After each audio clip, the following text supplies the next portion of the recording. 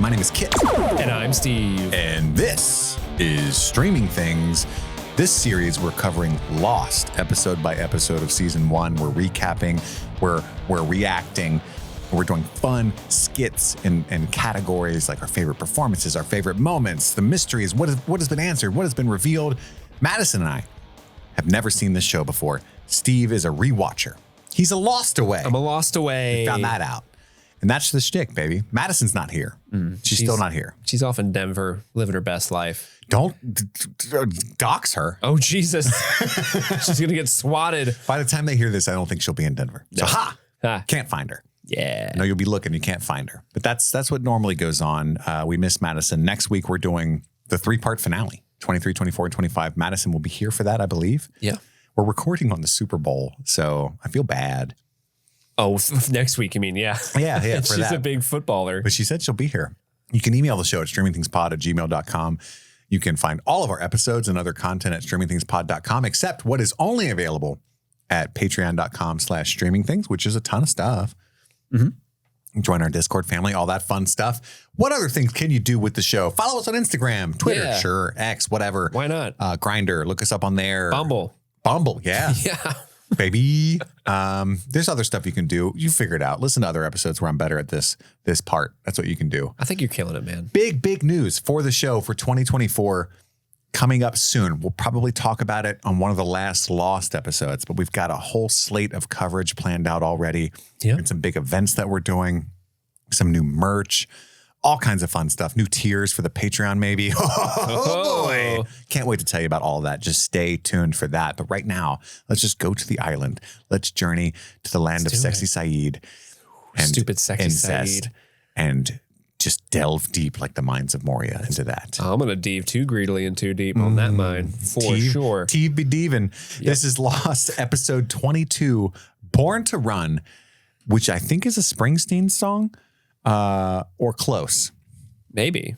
You would know more than I. I don't know that one. Unless it's an alt-rock band from the 90s. I wouldn't know. I'm not a Springsteen guy. But really? Yeah, Born to Run is a Springsteen song. Yeah, you got it. Ha! You got it. It's a Kate episode, baby. Steve, what did you think about Born to Run? Your overall thoughts? Born to Run, original air date, May 11th, 2005. I was probably going to prom. My senior year prom, about to graduate from high school when this episode came out. Really? Yeah, I graduated in May in 2005 from high school. And is May a prom month? Well, prom usually happens right before graduation. And you know what? It probably was like a little bit before this. I feel like. Maybe in April? No, it definitely was May because we were a little bit later. Did you have a date? Yes, to my senior prom, I did.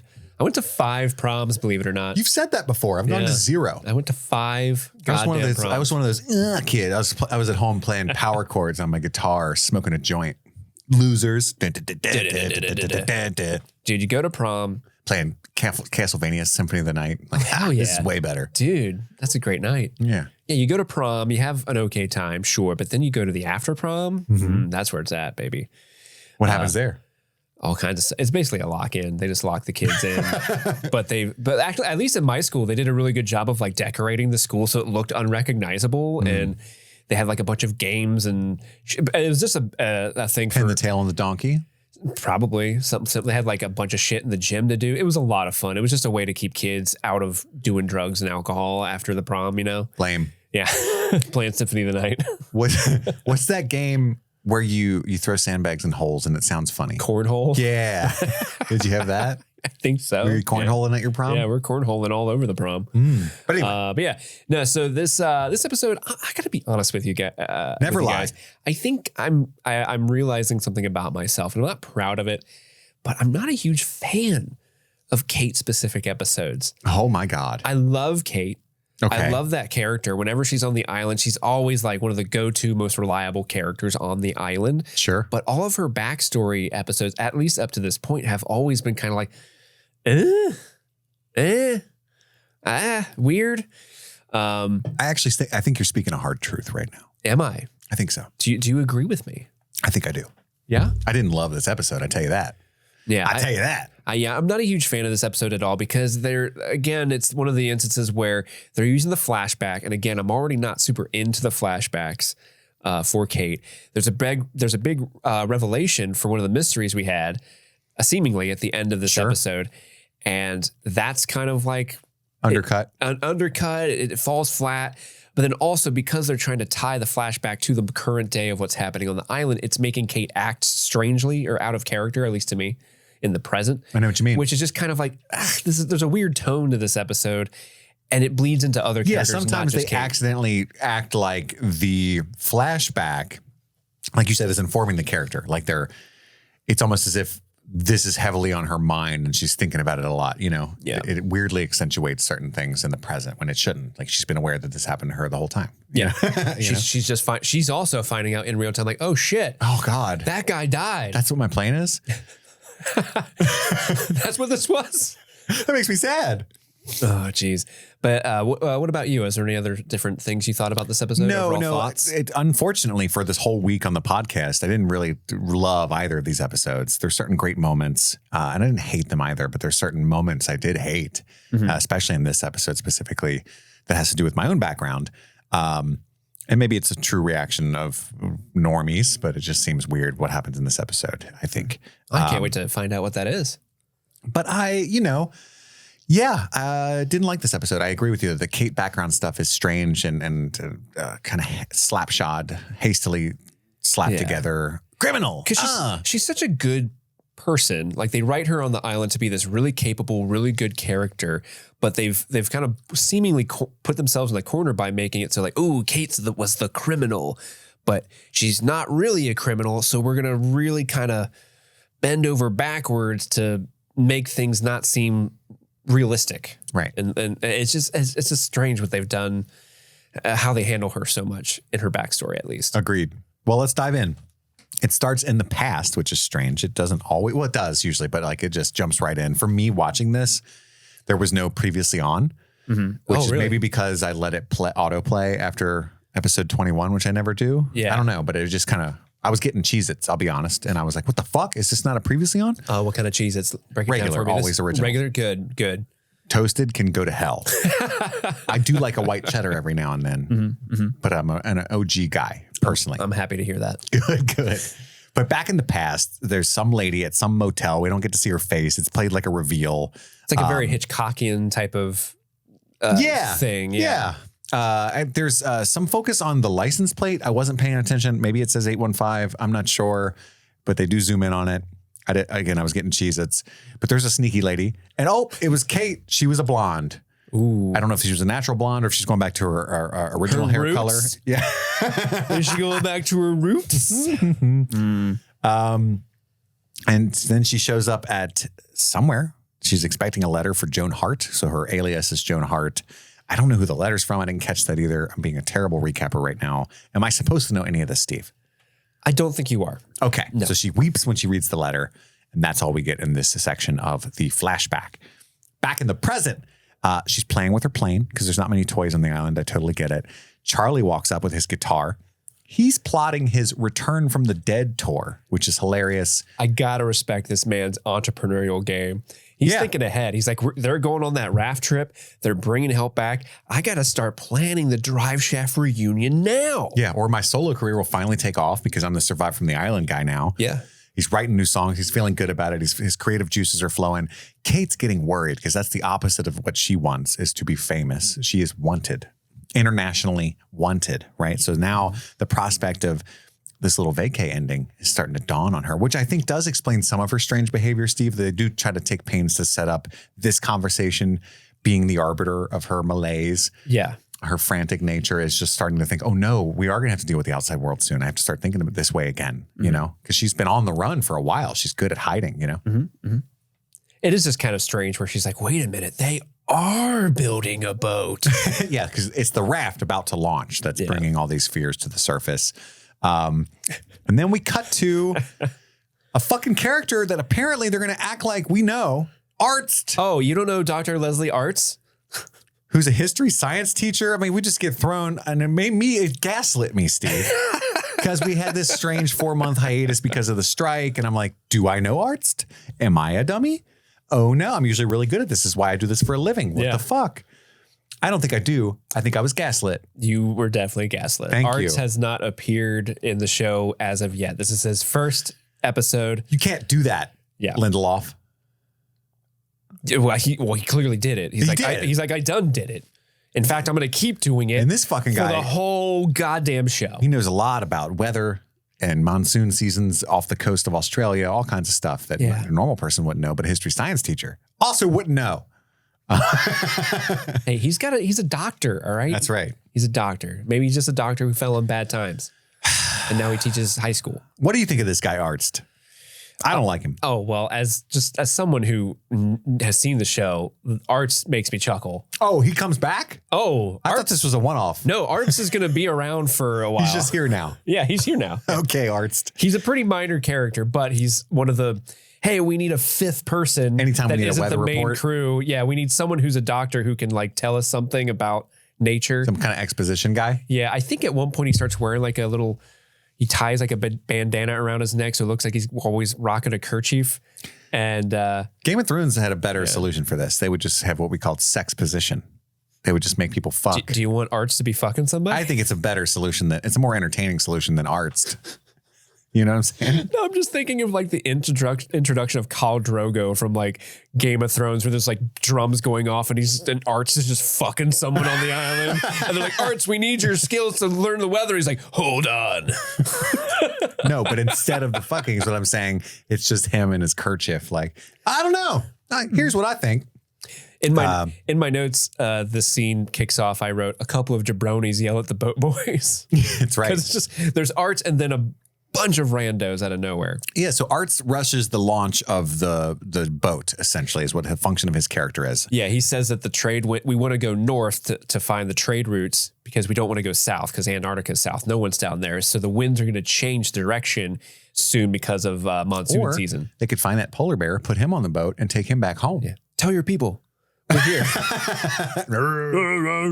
That's what polar bears do. Yeah. Also, can I have a Coke? I'm thirsty. Yeah. Ving Rhames. But he's saying, hey, you guys should have left ideally yesterday, right? So now they got to launch tomorrow. Kate catches up with Michael and who says they got to leave pretty much now. Hey, I'm busy. What do you want? And she's like, I'm going with you. I'm a boatmaster, by the way. Didn't you know? I'm good at tracking. I'm good at killing, hunting, dyeing my hair, all kinds of good things. Also, I spent years on a sailboat. It's called a schooner, and he leaves. Not to brag. And he's like, there's no room on the raft for you. She even tries to take Walt's spot. Yeah. She's desperate. Should you really bring your son on the boat? It's kind of dangerous. And he's like, okay, what? He's offended by that. Desperation is not a good look on you, Kate. I'm just saying, like. But ultimately, she lands on Sawyer being the most useless member of the crew, right? Like, what can he do? It doesn't matter. He paid his way on the boat. And she's like, is there really any laws here, though? Shannon just shot a guy and got no trouble. I think you can just kick Sawyer off. Should we shoot Sawyer? I'm just saying. We could have Shannon do it. I think I know who really killed Boone. This is the long way for Shannon's character to be turned into like the assassin of the island that like just doesn't get any repercussions. Like, well, we all agreed we don't give Shannon repercussions. The spinoff of the incestuous island ninja that we all crave. Yes. Shannon, by the way, in case that wasn't clear. Yeah. In the past. Back in time. There's a doctor. She says she's here to see Diane Jensen at the hospital. They let her right in. We don't know who Diane Jensen is, I don't think. There's a cop outside the room. So she gets spooked and hides her face in the flowers that she brought. Most useless state troopers ever. And then she ends up in the back of a nurse or Dr. Tom's car. Dr. Tom. And we know that she knows him from her past. He's like, oh, hey, girl I used to be in love with in the back seat of my car. Again, wink, wink. She says, I need your help. And he's like, oh, okay. And I assume he knows that she's wanted and stuff, right? Yeah. So we find out later who he is, but he's like, oh, okay. Back in the present, Son asks Jen if he's really going. He finally speaks to her, says, yes, he's going. It's a touching moment.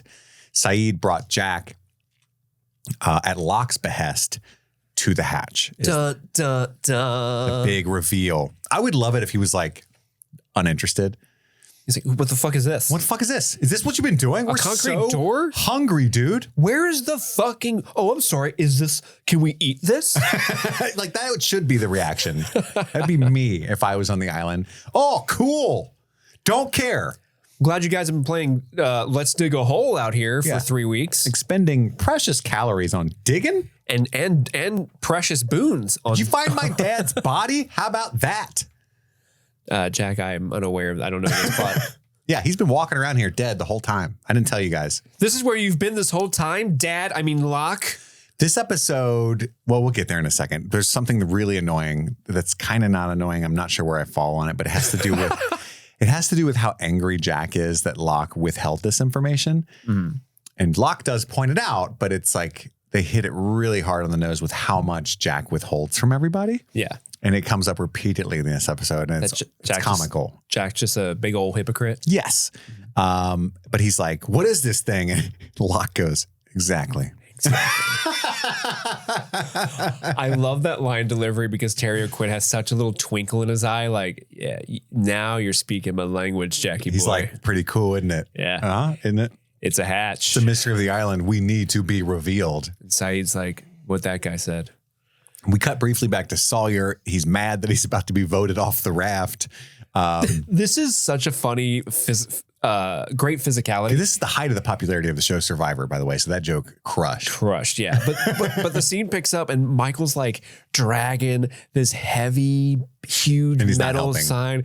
And Sawyer's like, what do you mean you're not bringing me on the raft? I'm useful. I got skills. And he's just like, what? Help me, man. Can we not do this right now? Yeah. He hasn't fully kicked him off yet. He's just aware that he's on the chopping block. Yeah. So Sawyer goes to confront Kate, who he finds out is the originator of this conflict.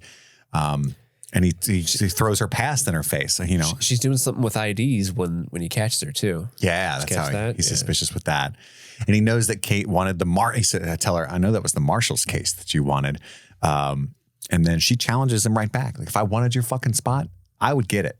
And she walks off. Mm-hmm. Unfortunately, he believes her. Yeah. She's convincing. They did a never have I ever game. He knows how serious Kate comes to That's play. Right. Michael's He's like, shit. she'll kill me. She's gonna talk to Shannon, isn't she? Michael starts to feel woozy while he's working on the raft, talking to Walt, and then his tummy starts hurting. That's the worst. Ooh, my tum-tum. Walt runs to find Jack, finds Kate and Son instead, and then so Kate goes off to find Jack. But Jack's at the hatch, and he finds out that Locke and Boone have known about the hatch for 3 weeks.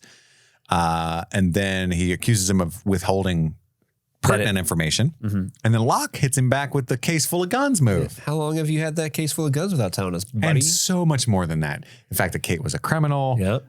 It goes on and on in this episode. And at the end of this episode, Son does something and Jack says, I don't really feel like anybody else should know. Yeah. Oh, really? Like, it's so on the nose. I don't think they intended that part. I think it was just a coincidence that made it really funny. But yeah, it's just this whole, like, because Locke's the same way, that they're putting these two characters on opposite sides of each other at all times, but they're very, very similar. Where like Locke also obviously withholds a lot of information from people. He doesn't tell them about the hatch, the plane. He doesn't tell them about Walt. And then I Jack love the does line the same thing where Jack's like, "You didn't think I needed to know this, Locke?" And Locke says, "No offense, Jack, but who the fuck are you?"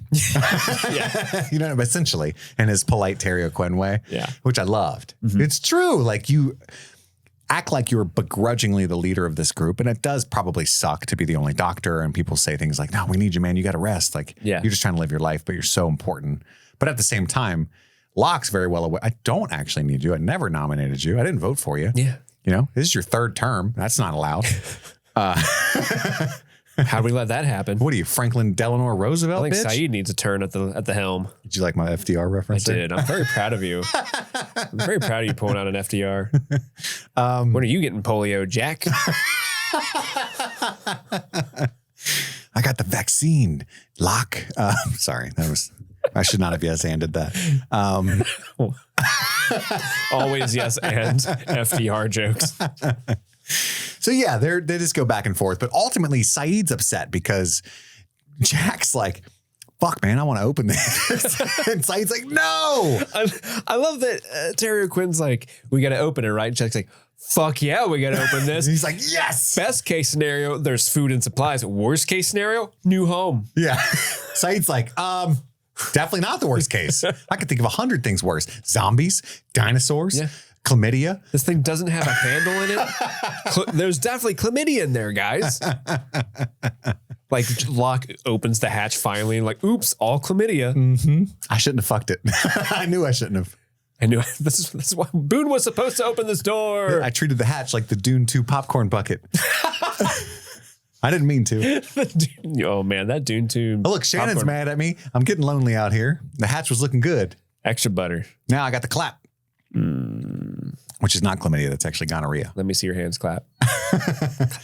I love this exchange because at first I was like, of course you'd want to open it, right? Yeah. But Saeed makes really good sense. He's like, we don't know what this is, but we know there's no fucking handle on it. Whatever's in there was designed to never come out, right? Yeah.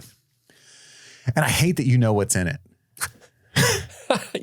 Are you being consumed by the mystery of what is in this hatch? I want to know what's in the hatch, and I have this feeling that we're about 30 episodes from the reveal, and that upsets me. You are not.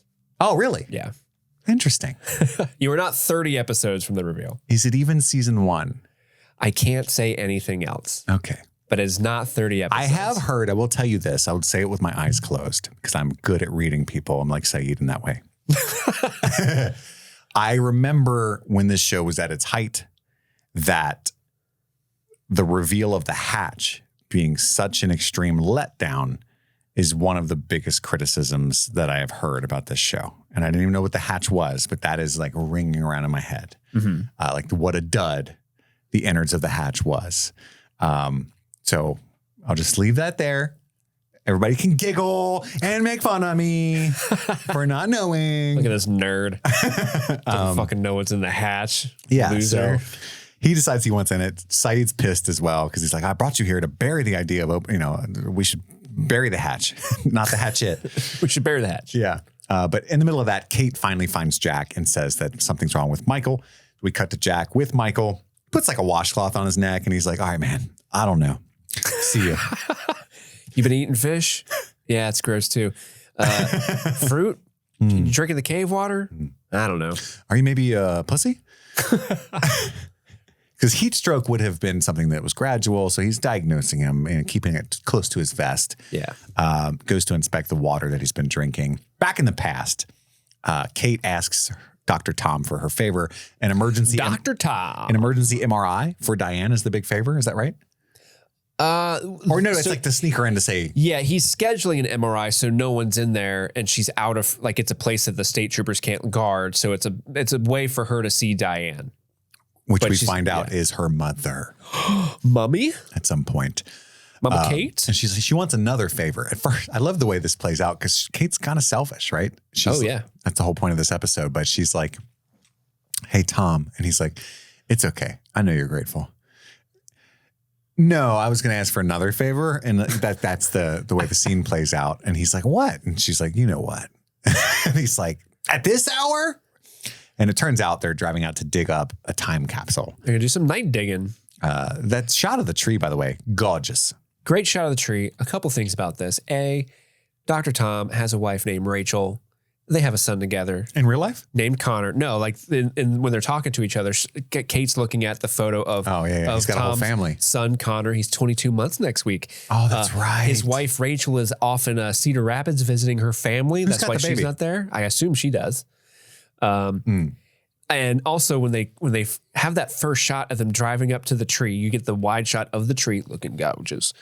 And then a shot of their car pulling up. But as the car is pulling up, it's like the Goodfellas shot. Like steer, like I don't know what that is. Big cows or big horned cows or something. Iowa trotting in the background. Those are actually local politicians in Iowa. Got him. Got him. But there wasn't a visual language setting up these cows when I was watching this episode, and the car pulls into frame, and then you see these two giant cows like behind them. I'm like, oh, fuck, run! What is that? Nope. It caught me so off guard, and it took me a second to be Tom just greeted them and said, howdy. Just cows. And they looked at Kate and said, we don't take kindly to your kind around here. We don't take kindly to criminals in these parts. Mm-mm. We're a law-abiding bovine here. That's right. That's right. Back in the present, Locke surmises Michael's condition.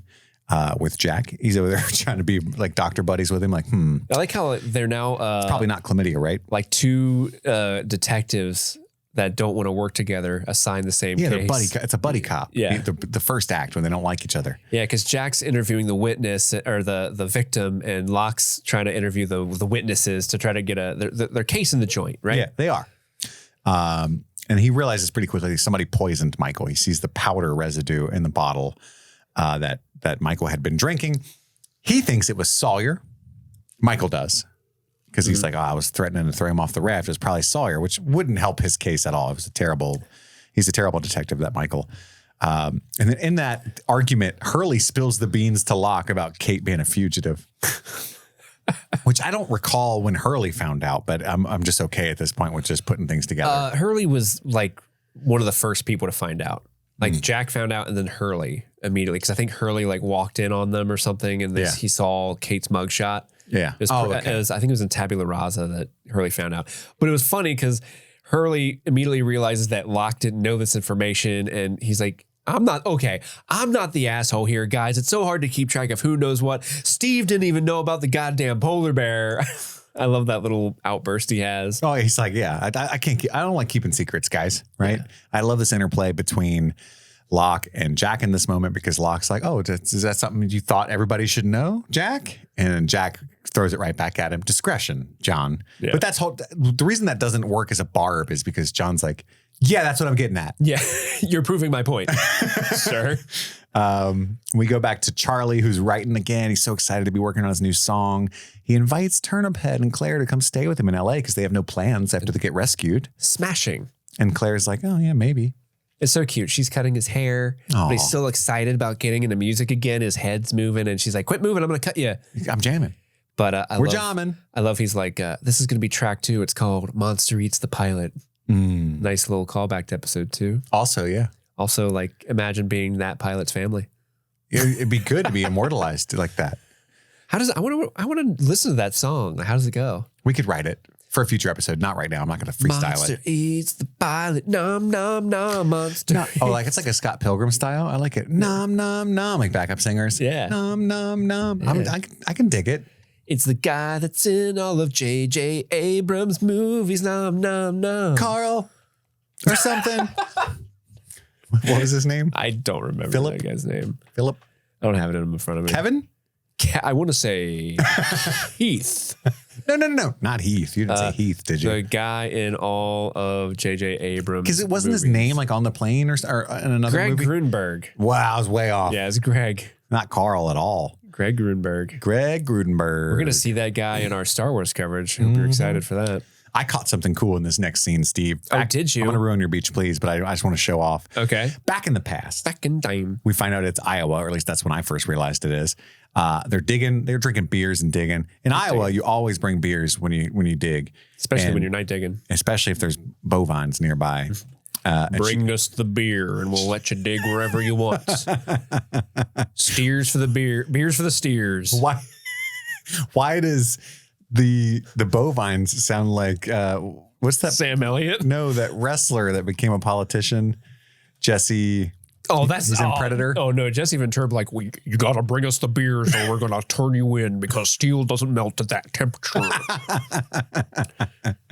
I'm a sexual tyrannosaurus. That's right, baby. She finds the little box, the time capsule, and that's where we see the plane. It's the plane, boss, the plane. Big reveal. There's a baseball in there. Like I thought it was a mixtape, but it's an actual recording. Kate and Tom, 1989. And they recorded this and buried it on August 15th. Hey. AKA 815, baby. My boy's learning. Look at you go. So they were dating. They were young love. And they listened to the recording and Kate kisses him afterward, which again is selfish because he's married. It is, yeah. And she says sorry, but he's like, don't be. I wanted it. I didn't hate that. I didn't push you away. Back in the present. She's with her in-laws in Cedar Rapids. I fucking hate them. Yeah. That's why I'm here. It's true. I don't know why I went full Bill Clinton there as Tom. That's true. I did not have sexual relations with that criminal. I did not have time capsule relations with that woman. We just dug a hole by the cows that always hang out by the tree. Don't worry, we gave them steer beers. Back in the present, Walt finds Locke redressing his leg wound. I didn't know if this line was intentional, but I took it as a double entendre where he says, "Does it hurt?" Which is a dumb kid question for a wound. And usually an adult will go, "Yep." But in this instance, it was kind of like it initially did not hurt. And that was a point of concern. So did they mean that as like his legs are back to being fine again and it does hurt? He has feeling? Oh, I took it as he was saying, yep, because it's not a physical pain for him right now, but it's a more of a emotional pain for him because he doesn't know what the island is asking for him. And that wound is sort of his. So many different ways to take such a simple line. Yeah, I like that. Walt says, "I didn't do it," which is really suspicious. Wasn't me. So he's like, "Well, you think just because I know you burnt down the raft that you poisoned your father?" Which is like, yes. And because I was thinking it, but Walt was your first suspect. Well, like, definitely Walt. Between that and Captain Poison Pants, which turns out to kind of be the answer. I was assuming it was along those lines. Yeah. But no, Walt says, or he says, "No, Walt, I would never think you would hurt your father." And he touches Walt to comfort him. Yeah. And at that moment, we are supposed to believe that Walt has like a clairvoyance now. Ominous Walt coming in hot. Not only can he manifest polar bears from comic books and birds hitting windows, but he can see the future as soon as he's got undefined powers. Mr. Locke, don't open that thing. Don't open it. Which freaks Locke out a little bit, but also Locke's like, "I'm definitely opening it."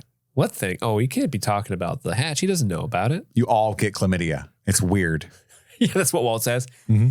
You get something called chlamydia. I knew it. I don't know what that is. It sounds bad.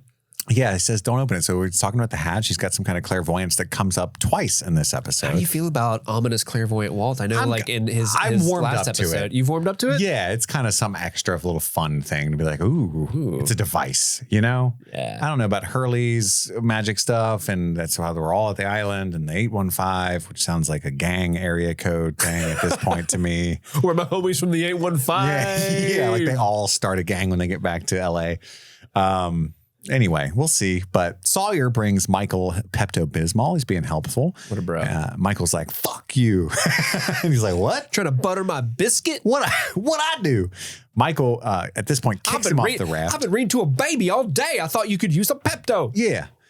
And he says he's a liar and a criminal. And that sets Sawyer off. He's like, "Oh, I'm a liar and a criminal. I'm the criminal. Oh, okay. All right. You want to see a real criminal? Check this out." So he grabs Kate, dumps her backpack on the beach. She has Joanna's passport, the person who died that we were reminded of in episode 21. And so she had planned on taking Joanna's identity. She wants to be on the raft desperately because if she's just passively waiting on the island to be rescued, she's much more at risk for being exposed as the fugitive Kate, is what she believes. So she needs to be proactive, be one of the first people to be seen. It's honestly a terrible plan. But it's maybe a little slightly better chance. So he tells pretty much everyone that she's a wanted criminal. She's been lying the whole time. And it's all part of his ploy to stay on the raft. Back in the past, Tom... What if she was trying to steal Boone's identity? I'm trying to be Boone. She's like, I can pull it off. All I got to do is bang Shannon. I got to purse my lips, arch my eyebrows, wear cutoff shirts, and bang Shannon. Hang out with and Locke. Hang out with Locke a lot. We're just getting a character. This episode was sponsored by BetterHelp. Folks, it's 2024. What does everybody do in the new year? They make resolutions. They set goals. How about we don't do that? I mean, you can. It's obviously nice to have goals, but it's also a good exercise to focus on things that you like about yourself. Not making all those high pressure goals that you might fail at and just feel worse. You can set smaller goals. And I think therapy can be a good way to access things that you enjoy about your life and focusing on the positive, the gratitude. And BetterHelp is a good way to do that. If you've never given BetterHelp a try, It's therapy that's entirely online. You can do it all from your home and access a therapist by filling out a questionnaire. And if you end up not liking that therapist, you can switch. Again, along with the theme of this ad, no pressure whatsoever. They're not going to have their feelings hurt by it. So if you're thinking of starting therapy, give BetterHelp a try. Celebrate the progress you've already made. Visit BetterHelp.com/streamingthings today to get 10% off your first month. That's BetterHelp, HELP.com/streamingthings. Happy New Year, everybody. New year, new chances to be thankful for everyone around us. And we are so thankful for every single one of our Patreon members. But now it is time to give a special shout out to our super patrons for the month of January. So thank you so much to Sebastian Generale, Sean Callahan, Stanton Valentino, Bryce Coppin, Susie Callahan, Anthony Corona, Infamous, Sunshine, Huckleberry Cauliflower, Mike from New Hampshire, Brett X, Emily Scarano, Lil Tickler, Svento7, Jay Scramo, Haley Anderson, AK Ashley Ray, Adam Busby, Wendy O'Laughlin, Jason Hawkins, Big Butthorn, Conrad, Kaylee Sampson, Rabbit Dog in a Barbie Car, Charlie Friday, Alexis Adler, Peaches, Emmy, Haley B, Joe Velez, Michelle, John Collins, Amber McVeigh, Amanda King, Trisha Bueller, Sun-Loving Mortal, Suzanne Rode, Lauren Waller, Jen Robinson, Kalisha Reeves, Aaron Armstrong, Kevin Strother, Orion Moore, Ashley Powers, Stephen V, Casey McCain, and Enza. Thank you all so much. And with that, let's get back to the show. Back in the past, Tom is in the hospital. He snuck Kate in so that Kate could see Diane say goodbye to her mother, we find out. But then Diane starts, I don't know what, she just has cancer, but apparently some kind of mental problem too, because she just kind of wakes up and goes, help, help. Or is she scared at the sight of Kate? Is she scared of her daughter? Maybe. But she seemed like maybe just woozy, groggy from medicine, I guess, because there was a part of her that seemed kind of half there, Out you of know? it.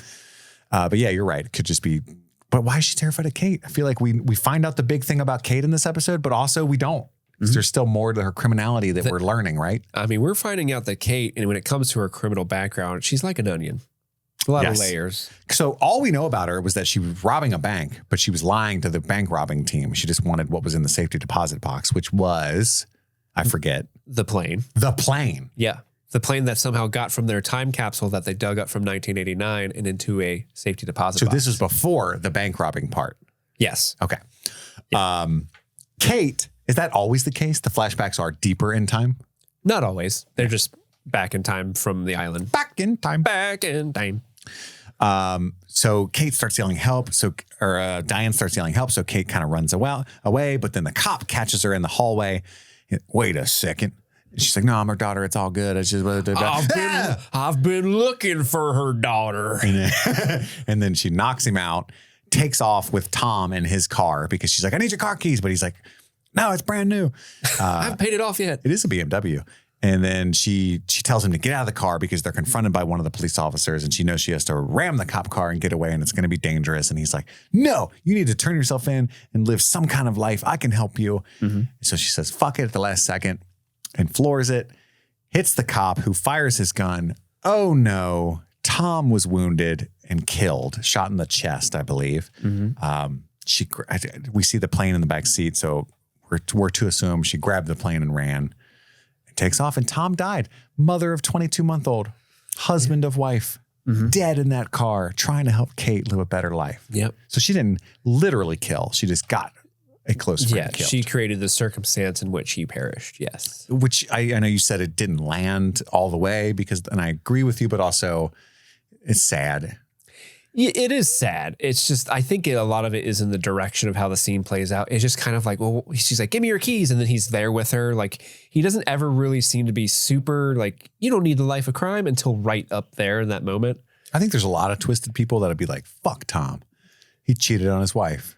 Oh, 100%. There are definitely people who would say, fuck Tom, he cheated on his wife. Which is such a wild take to me. Yeah? Why? Tell me. Because he doesn't deserve to die because he let somebody he used to love kiss him. You know, everybody has that moment of weakness, and life's complicated and messy. And I know this because every time I bring up Kristen Stewart, which is, as you know, a lot, I get... You? Yeah, I know it's weird. I get dozens of comments. There's a lot of people who think she's a bad actor who have only seen her in Twilight, and they're just wrong. They're wrong, yeah. But there's more people, usually men, who, even though it's none of their fucking business, say, I hate her. She cheated on Robert Pattinson with that director, right? Mm. And it's like, that's so weird to me because that is so none of my fucking business that it would never occur to me. Right. But also, like, people are human. You know what I mean? Right. That I know that there's a ton of people that are like, yeah, Tom, that's what you get. You know what I mean? People are just weird about that. I wish that policeman shot you 4 more times. I'm not supporting infidelity. I'm just saying shit happens. Life is weird. It is sad because they definitely clearly had a relationship. They probably really love each other. And then she knows she's never going to see him again. And she's selfish and she kissed him. She's selfish. She kissed him. He didn't like push her away, but he was like, okay, this is a bad idea. I'm taking you. I'll let you see your mom, but then that's it. Yeah. Type of thing. He's trying to be helpful and he loved her. Part of that love will always remain. Even that doesn't mean he loves his wife any less, but it's complicated is all I'm saying. Yeah. And I think he's a good person. Mm-hmm. He was just trying to help. And now he's dead. Doesn't matter. Now he's dead. Back in the present. No good deed goes unpunished. My daddy was right. Papa Rudd. Back in the present, Kate tells everyone. She tells them the whole story pretty much. Okay, so I have a note here. We were talking about all the random background people that they're just throwing in. There's a lot. There's a ton of them in this scene. There's like a bald guy working on the raft. The bald guy. Don't trust him. That bald, guy, that's why I keep making that joke. That guy cracks me up because the whole scene, he's like, crossed his arms over the beam that he's on, like yeah. He's going full Mr. Clean on that raft. I'm here too. My name is Doug Benson, and the comedian. Oh yeah, that is a real person. My name is Doug Habalaboo, and I'm here as well. I survived the plane. I think we should believe Kate. What if he had a line? Yeah. He just goes up and stands next to her. I wish, like, whenever there's these big dramatic things that are happening between the main players of the show and you get, like, the background extras that are just watching, it would be so funny if, like, the background extras just randomly be like, yeah, Kate, get him. Yeah, chime in. Woo, Kate. Have an opinion. I'm on Team Sawyer. I've been fishing with Hurley a lot. I don't trust her. I'm great at golf. I also slept with Boone. No one let... Wait, you too? Yeah, they just have some kind of drama. Everybody? Yeah, the background extras drama. I want to see that. But Kate tells everybody, the beans are out of the bag now. And everyone, this is the scene that I hated. Everyone, without even knowing her crimes, immediately shitty to Kate. They walk away. There's a cutaway to even Claire that cracks me up when she's like, don't look at my baby, criminal. My baby's going to become a criminal just by being in close proximity to you. By the way, we now know 80% of these people have murdered people. Okay, let's count it out. Definitely. Well, Kate kinda, right? Sure. Kate kinda. Sawyer definitely. For sure. Shot a man point blank. That's why he's the nicest to her, though, right? Yeah, he gets it. He's like, I've been there. Jen was literally like a muscle for a gang, like Yakuza or something. Like he probably resulted in the deaths of a few people, but did not living well. Mm-hmm. Yeah, son's a serial killer. No, I'm kidding. She is a poisoner. Charlie, junkie, right? Like he's done some things. Sure. Stole fucking, what's his name? Hurley has cursed numbers that has resulted in the deaths of hundreds of people. I'll let Hurley off. He hasn't done a whole lot wrong. Right. Shannon, brother fucker. Right? And hustler. Well, real quick. So you mentioned Saeed, everyone. Torturer. Oh yeah, definitely killed some people. Jack, Yeah, Saeed has killed people for sure. Yeah. And Jack's killed some people. Has he? Failing to tie up arteries, yeah. Oh, well, I wouldn't. Medical malpractice. I'm not going to put that on Jack. Mm-hmm. Yeah, you got to break some eggs to make an omelet, you know what I'm saying? I would have tied Remember, that we have to do some harm to do no harm That's first. right. Yeah, my oath was different. I do love the one cutaway to Shannon because they cut away to Shannon this moment and she's giving Kate the biggest stink. I know. I can't fucking believe you're a murderer. Literally last episode, I shot John Locke. What a hoe bag. What a salute. All I do is fuck my brother and shoot people. I'm not like you. I'm not a real piece of shit like you. At least when I do it, I have the decency to look amazing while doing it. And I don't lie to people. Yeah. I tell everybody. I fuck my brother. Hi, me, Shannon. So I get like that they've been lied to, and you know, it's maybe you feel left out of the loop. It's uncomfy, but I just don't see a real human interaction this hypocritical occurring. I just think it was poorly done. And as somebody who used to be a heroin addict, has like stolen things and, you know, been arrested for forgery and petty theft. It's just like, if I, I just can't imagine all the patrons being like, don't even look at my baby. You know, It just was silly to me. And it was very, and even fabricated. Jin's like, everyone else is walking away. Yeah, he's like, I don't understand anything that just happened, but everyone's giving the stink eye to Kate. I'll just follow along. Ooh. I've realized to follow the group in such matters. Right. So, I'm just bored. I just really need to get off. I wish they had left one of the extras there to walk up slowly to her and pat her on the back. There, Kate. I'm Arzt. You know, your best friend. Hey, Arzt has a name, all right? Bald guy doesn't. What if they started writing their own backstories? I'm the guy that sleeps with Evangeline Lilly every night. And we're like, Frank, you don't have a line, and definitely it's not going to be that. Cutaway. He's directing himself too. Cutaway, it's me. Interior hotel room. I'm getting money together for a drug exchange because I'm really good at drugs and the empire I have built. Other cutaway 10 years earlier when my dad handed me the keys to the drug empire and I shot him because I also have dad issues. Flashing back to the present, skinny dipping with Kate at the waterfall. That's never going to happen, Frank. Stop saying that. This is why no one hangs out with you, Frank. We just need to bring the waterfall back. I'm just saying. Title card. Lost. You're off the set. So yeah, that happens. Everybody's disgusted with Kate. How dare you? She looks at the toy plane in the sand. Oh, she dropped it. Yeah, she dropped it. It's so sad. Yeah, everyone is speeding up on the raft. They really need to get it. They have a deadline now. They want to set off tomorrow and Sun's looking on. She's looking real sad. My next note is they're finishing the raft. Who the fuck is that guy? It's the bald guy. And this is where Jack talks to Sun. She's just watching it all go down. And he's like, Jen's really has his heart set on leaving, doesn't he? And she's like, yeah, he does. Is that why he did it? You know, and calls her out on the fact that she poisoned Michael, inadvertently trying to poison Jen. So he figured out he cracked the case. And he says he won't tell anyone. I don't see any reason why they need to know. And I put, Locke would find that hilarious. I wrote, maybe to exonerate Kate. I was thinking that, but the writers thought of that. But then, yeah, it's actually Kate that told Sun to do it. Wouldn't it be funny? Like, imagine if this conversation played out exactly how it did, but Jack was fucking wrong. Like, he wasn't Sun at all. He's like, so why'd you do it? Do what? What? Why'd you poison him?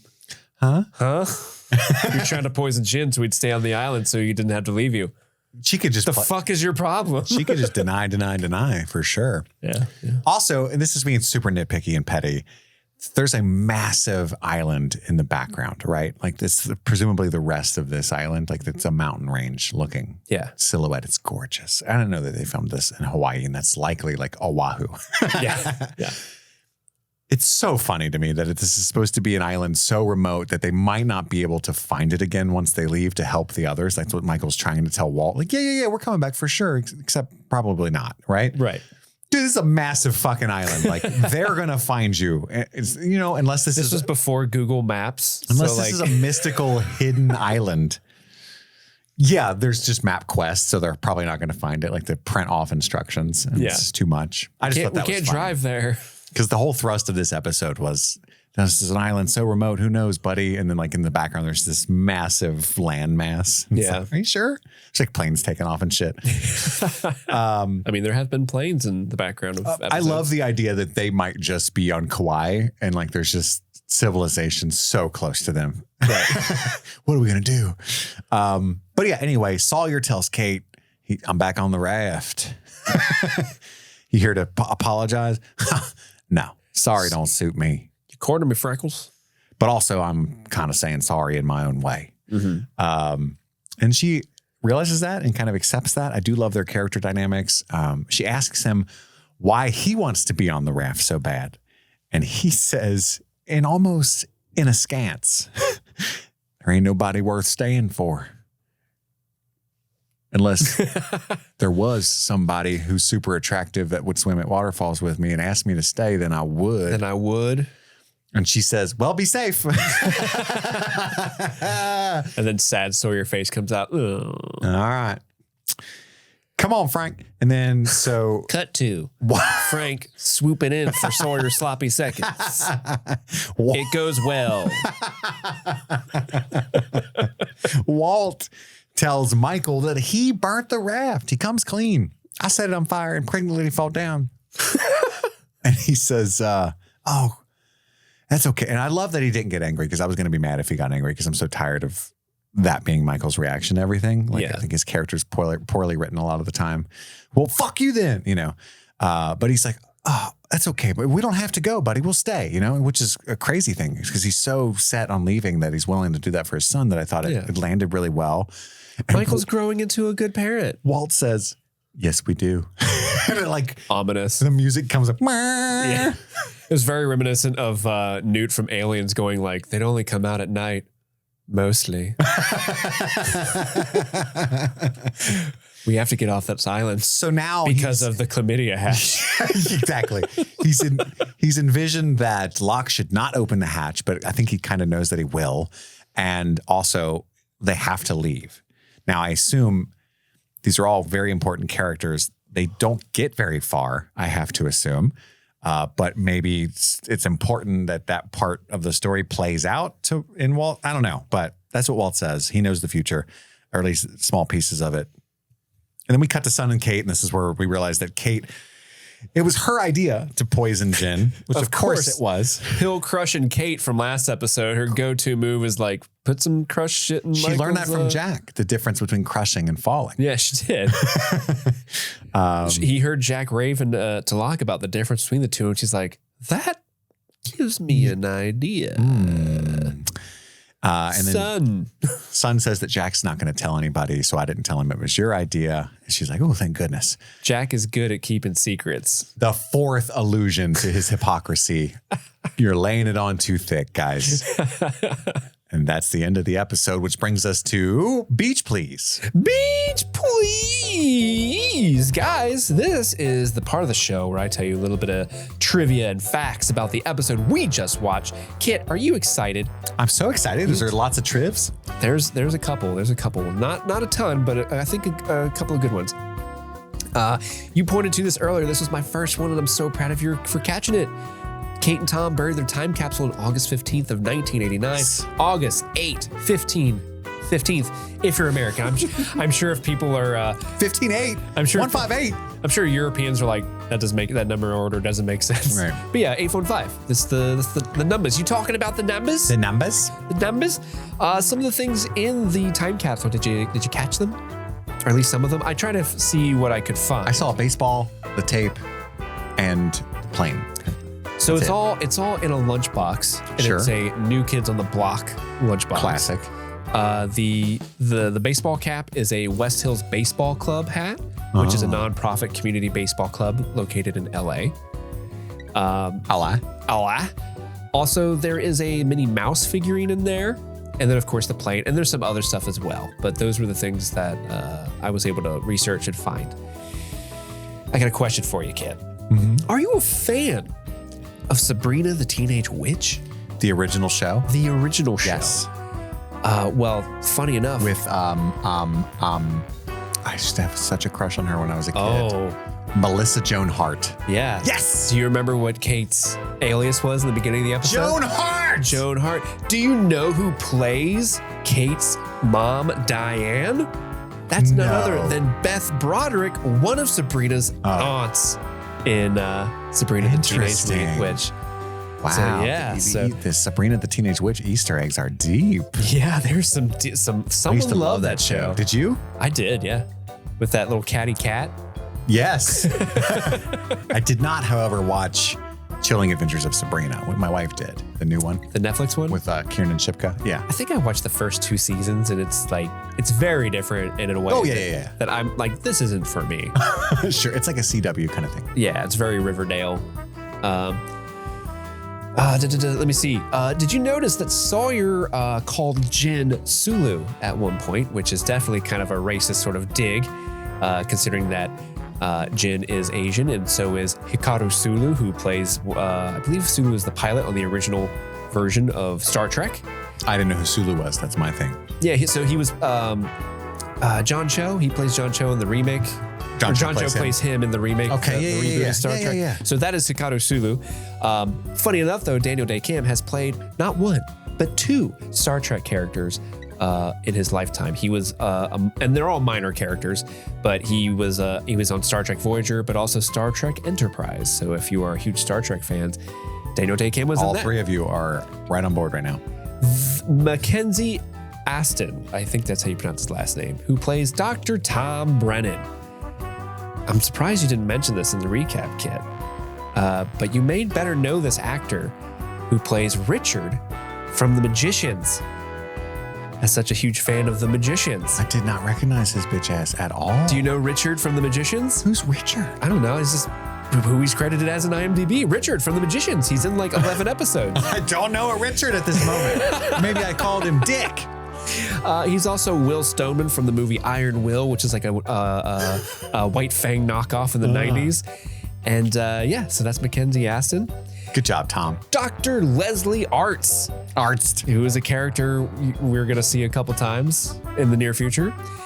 He's played by an actor named Daniel Roebuck.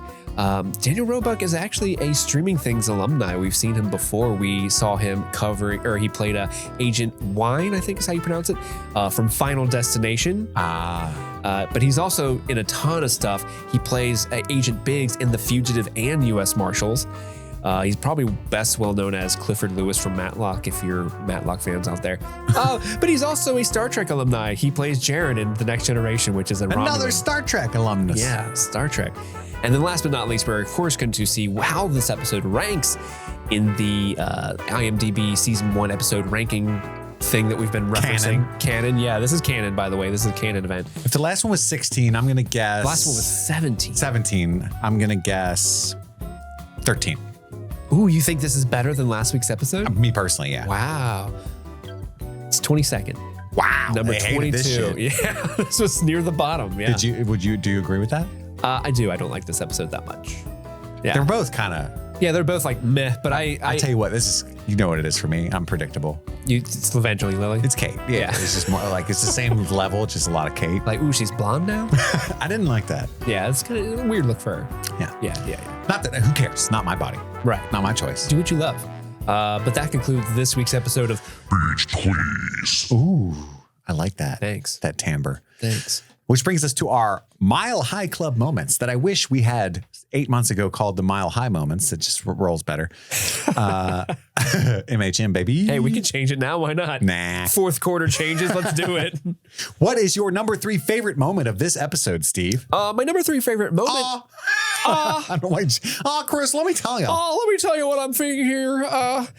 No, I have a lot of smaller moments that I like. Because I don't think I like the overall story at large very much, but there was some very minor character moments in this episode that I did appreciate, that I do like. Artst? Artst is an honorable mention. Just seeing that motherfucker pop up made me laugh. No, my number 3 is a very small thing, but I fucking get so hyped for it every time. And that's when Jin steps up to protect Michael from Sawyer. There's a point where Sawyer's getting in Michael's face, and Jin, of all people, the dude who has scrapped with Michael more than anybody on God's green earth, stepped in between the two of them, like, hey, that's my boat buddy, all right? And Sawyer backs down, and he acts like he's not. He's like, back off, champ. Yeah. But he walks away. But he's like, he can see in his eyes, like, oh, that dude's probably killed some people. And I want to see it, because like Sun was like, I saved you, and she told him about Michael. That's what she said to Michael. And Michael's like, I could take him. And she's like, you definitely couldn't. You want to see Jen go John Wick on some people? I do. Hell yeah. I love Daniel Day-Kim, first off. Yeah. What's your number 3? I don't know. I think I'm going to say the moment between Charlie and Claire where she's cutting his hair and he's jamming. He invites her to LA. It was just very touching. He's such a dumbass. Like he's just a naive person. And he's like, it's going to be great. We're going to jam. We're going to live and raise Turnip Head. I love that they haven't named that child yet. Are you a fan of the guitarist Buckethead? Because he's about to debut as Turnip Head. Hell yeah.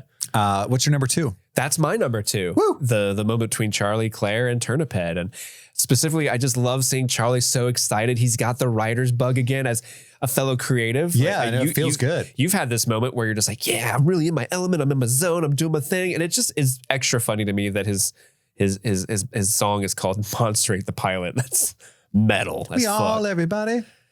Monsterate the Pilot. They all have that same beat. Monsterate the Pilot. He's really leaning into what he knows doesn't best. notice. He's like, this one's a good one. Claire's like, it sounds like the same song. Do you like this? But said over with different words? No, I don't like it. No. Now's code.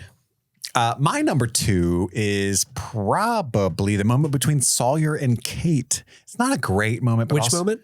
Specifically when he goes to quote unquote not apologize. Oh, okay. Sorry, doesn't suit me. But he is apologizing. It's a corny line, but delivered in a corny way. But I'm starting to really, really love Sawyer. Yeah. So it works.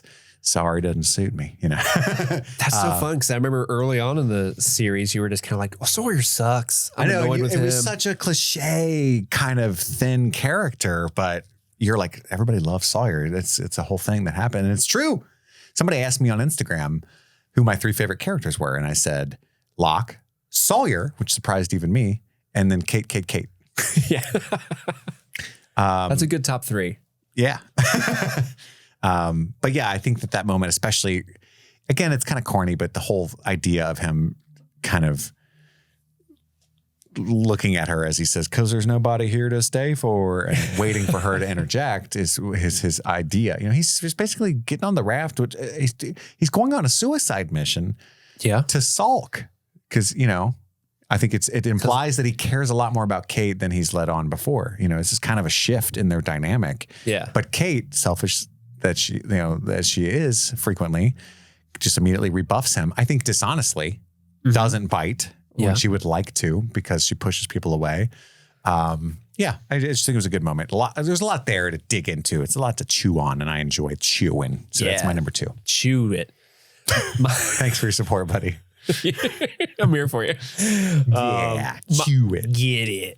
My number 1 is the Locke, Jack, and Saeed at the hatch scene, just because got to know what's in that hatch. And I love seeing the different perspectives. Now that the mystery of the hatch has been opened up to other characters to the island other than Locke, I love seeing their different perspectives. So it's really interesting to see that Jack, even though he's so often opposed to Locke, at least in some way, pretending to be, is like, yeah, man, this is a great party. We got to get. I want to know what's in that hatch. And just Saeed being the devil's advocate, but he means it. But I really love that differing point of view where he has like, no, I don't think this is a good idea. Why would we get into that? We should leave this alone. We should bury it back up. Yeah. It's 3 really compelling characters talking about. Wait till Hurley sees the numbers on it. Oh my, Hurley's gonna lose his shit. But yeah, it's 3 compelling characters talking about a very compelling plot device. So that's my number 1. My number 1 is did I already say my number 1? I don't think you did. No, the kiss between Kate and Tom. Oh, I just think, again, for all the reasons I waxed pseudo-poetically earlier, the messy, complicated inner lives of human beings. And it's why I love the movie Past Lives so much. I think people mistakenly think that movie's about true love, when in fact it's about kind of sadly recognizing the fact that, having many loves is possible.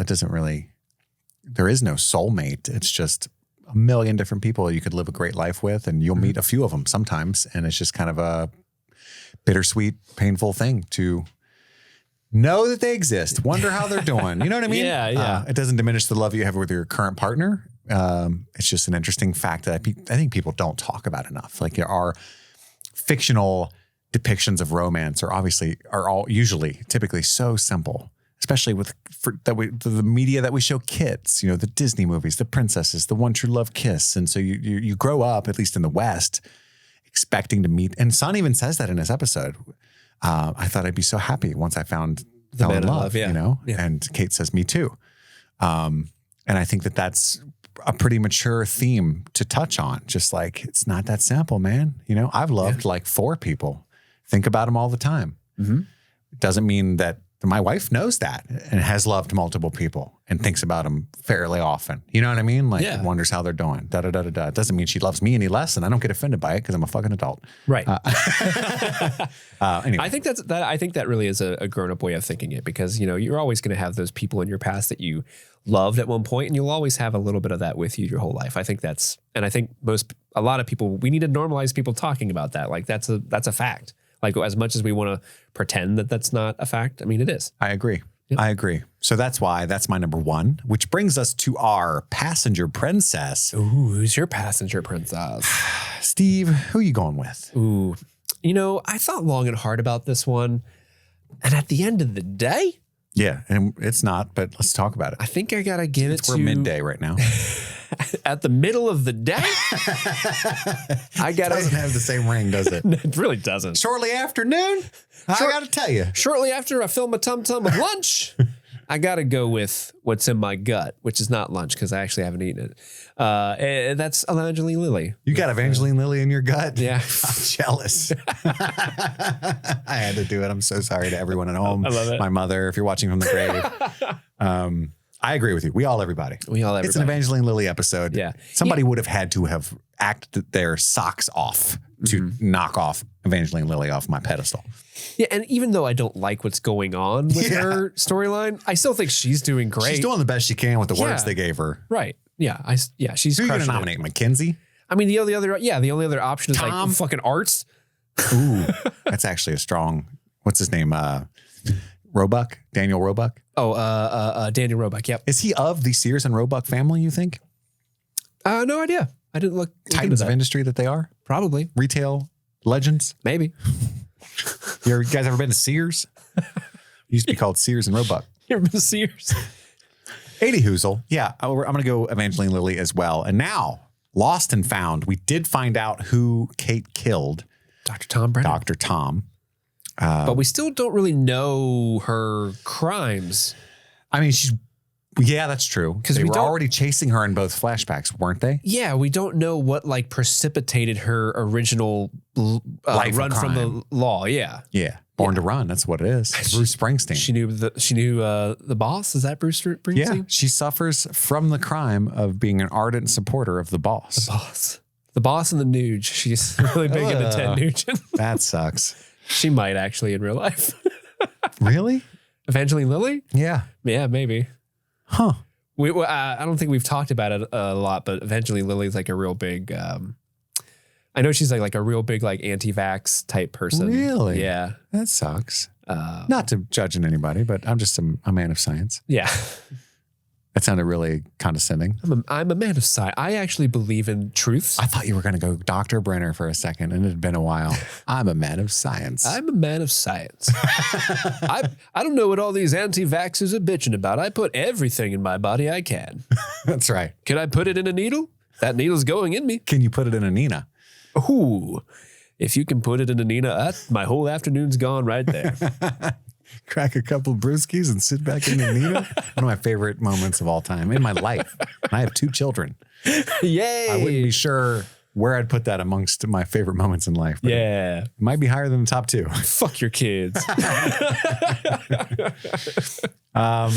It's the end of episode 22. Just to reiterate, the episodes 23, 24, and 25 are a 3-part finale, Steve has informed me. Yes. So we're going to do all 3 of those next week rather than split it up. And that'll be the end of our coverage of season 1 of Lost. They will be split up slightly. So we'll do 2 of those in one coverage. Split up from the week. Yeah. So like Monday, you'll see like 2 of those episodes put together into one. And then Friday, we'll have episode one of those 25, and then like a big season retrospective, probably. Yeah. Also, next week we'll announce our big announcements, our slate of coverage that we know of, which is a lot for 2024, and other plans that we have. We'll cut you guys in on all those gory details, but that's all the time we have for right now. We love you. Thank you so much for listening and for supporting us. We've got to go return some videotapes. My name is Kit. And I'm Steve. And this was Streaming Things. I don't know why I went full Alan Rickman. Hyper streaming. Oh, wrestling.